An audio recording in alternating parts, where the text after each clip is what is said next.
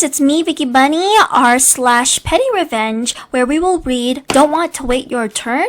Now You Wait 10 Minutes. On mobile, forgive my text wall. This happened to me last night. I got in my car to pick up my girlfriend and my tire pressure light came on. I have a 12V air compressor in my backseat, but it's loud and fills sort of slowly, so I opted to drive to the local Wawa. For those who don't have Wawa, it's like if 7-Eleven got sober and went to college. Wawa's air pumps are free to use, which usually means there are at least a few cars lined up, and when I pulled in there was only one other car. Score. I pulled behind the guy filling his tires and an older gentleman in a BMW pulled in behind me. After about 3 minutes, a woman in a brand new Lexus pulls up directly next to me and puts her window down. I only have to fill one tire. Do you mind if I go in front of you? She asked. I said, actually I do. We've been waiting here for a little bit. Sorry. She muttered something while rolling her window up and I put up mine. About a minute later, the guy at the pump was done.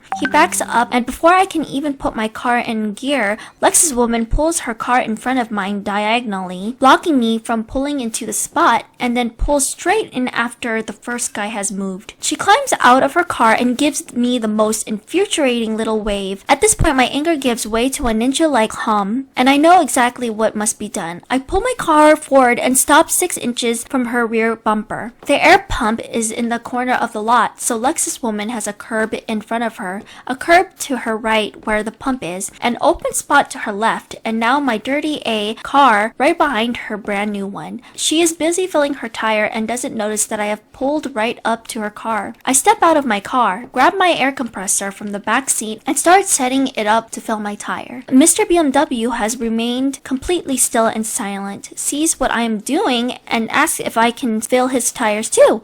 I say of course, and motion for him to park in an empty spot to Lexus lady's left. As soon as she pulls in, she notices what's happening and starts yelling. I flip on my air compressor and begin filling my tire. Her cries drowned out by the sound of 250 psi of justice. She comes and stands in front of me, face beet red and little flecks of spittings popping out from between her cigarette teeth as she calls me all sorts of names. I calmly say, "Ma'am, I only have one tire to fill. You don't mind, do you?" Mr. BMW is absolutely loving this, and as I finish my tire and move to fill his, she starts up again. "You MFs, effing pieces of shiz holes, etc." I finish Mr. BMW's tires, and he thanks me for my help, climbs in his car and pulls away grinning.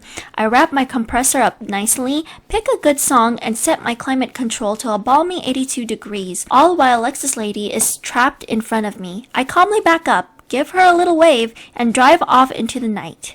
TLDR, lady takes my spot at the air pump. I block her in, and I fill my tire and the gentleman behind me with my own very slow, very loud compressor. Comments. Her cries drowned out by the sound of 250 psi of justice. That line got me. Liam says, aren't most car tires only 30-ish psi? Where does the 250 come from? T replies, the compressor has to generate more pressure than the tire to force air into it. Most of the 12V emergency compressors do this by compressing a tiny amount of air to a huge pressure, generally in the 100-250 psi range, and letting it flow into the tire, many times a second, as long as they're plugged in. Our next post. I just bombed our previous dog walkers on every review site I can find their name on. Our neighbor came to us and said she had something she needed to tell us. She looked really nervous and was apologizing for getting involved and sticking her nose in. We calmed her down and got her to explain that our dog walker was only letting our dog out into our front garden for about 10 minutes and then taking off without a care in the world. Obviously, I didn't want to trust this on face value, so we got one of those smart cameras that alerts when someone comes into the house. Day 1. Rupert's let out for 10 minutes, exactly as our neighbor said. I asked the dog walker's wife they operated as a couple how long he'd been out. About an hour? Later that week, he was out for 20 minutes, and in comes the message later. Rupert's been out for a walk and then came back to ours for a play in the garden. What, the house of yours that's a 15-minute drive away? So he went for a walk, was driven about 15 minutes to your house, played in the garden, was then driven back all in 20 minutes? Impressive. I'd seen enough, so I asked them to clarify this. I was upfront about the camera and explained our neighbor's concerns. I didn't get aggressive and was honestly hoping I was mistaken somehow. Instead, I got a defensive rant that accused me and my neighbor of spying on them by having a camera in my own home? Yeah, I'll write. And dared to insinuate that I misunderstood our original agreement. They then canceled on the spot and returned the keys the next day. F those crooks. We paid them good money for them to lie, and then they have the nerve to moralize to me when they're caught out? The fact that it was at the expense of our little dog makes me furious. They have barely any reviews, none on some review pages, so bombing their pages with my feedback feels so good in a petty way. They deserve it. Comments! I'm high-hacking the comment just for saying don't change the whole locks. Grab them to a locksmith to change only the keys combination. It's a lot cheaper. Our next post, calling her fake quitting bluff. This happened years ago, but still makes me smile. I started working in a corporate office in a secretarial position for my first job after college. There were two older ladies who were also secretaries working in the office. One of them was just fine, but I spent most of my time sitting beside and working with Agnes. Agnes was quickly approaching retirement age, but wasn't going anywhere without a big push. This was in the days where we just started getting computers and she was absolutely hopeless. She'd pull stuff like, I can't answer the phone. I'm on the computer. Multitasking was not in this woman's repertoire. She was super fussy and annoying. If I ever came back from lunch 5 minutes late, she would exclaim loudly, OMG, there you are. I was wondering what had happened to you, making sure the whole office knew I was late.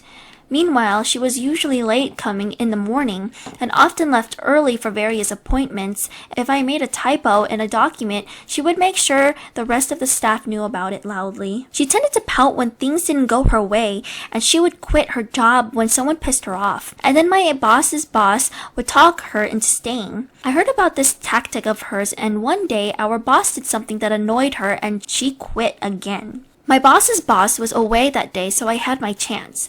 I quickly advertised and planned a big retirement party for her. It was done a deal by the end of the day. People were dropping by and congratulating her, and everyone looked forward to the party. At that point, I guess she figured it was too late to pull her usual shenanigans, and she actually retired. I told my boss to not bother replacing her because it was dang easy to cover the little work she actually accomplished every day. Okay, our next post, Stupid Woman Bests Water Department Workers. My ex-husband and I bought our home from his parents. They had the house built in the 50s. For years, father-in-law wanted to install a shut-off valve in the utility room to, shut off the water to the whole house to do some repairs. Plumber told him it would cost a large amount of money because they could not find the shutoff from the city water main at the street. The Buffalo Box, aka water main shutoff valve. Since the Buffalo Box was MIA, they would have to freeze the pipes to stop the water before installing the shutoff valve. It was an expensive process to freeze the pipes, so it never got done. When we bought the house, we decided to get the shut-off valve installed. We called the water department and they sent 2 workers to shut off the water. When they arrived, I explained the problem. They went out to the front yard, walked around a bit, and told me there was nothing they could do for me.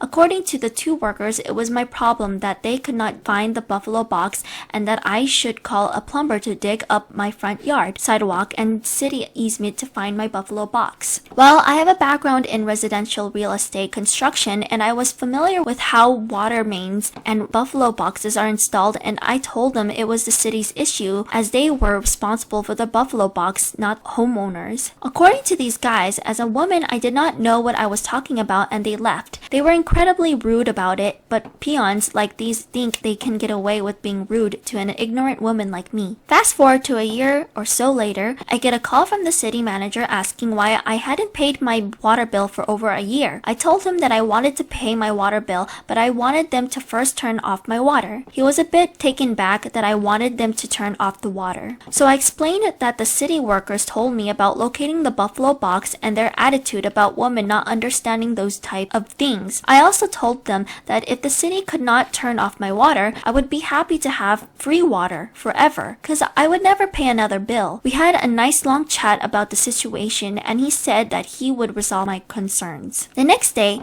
these same two guys show up at my house with some digging equipment and spend the whole day digging up the easement and the sidewalk. Their attitudes were rather somber, cause the city manager told me he was going to give them a talking to about how they mishandled the situation. I even got an apology. They found the buffalo box under the city-owned sidewalk. They fixed the buffalo box so it would be accessible and came the next day to fix the sidewalk. They asked if I wanted the water turned off, declined, and I told them I would have my plumber take care of it, and then I paid the water bill. In the comments, I love it. Hey, you didn't pay your water bill. We're going to shut off your water. Good luck with that. Techie says, it's one of the reasons these high-paying, low-cost education vocational jobs are seen as out of reach for us girls. I wouldn't have minded being an electrician, except I would have a harder time getting work and have to deal with this BS. A job is hard enough as it is without numbskulls interfering. Okay everyone, thank you all for watching my video. Subscribe to read more Reddit posts with me and see you guys in the next one.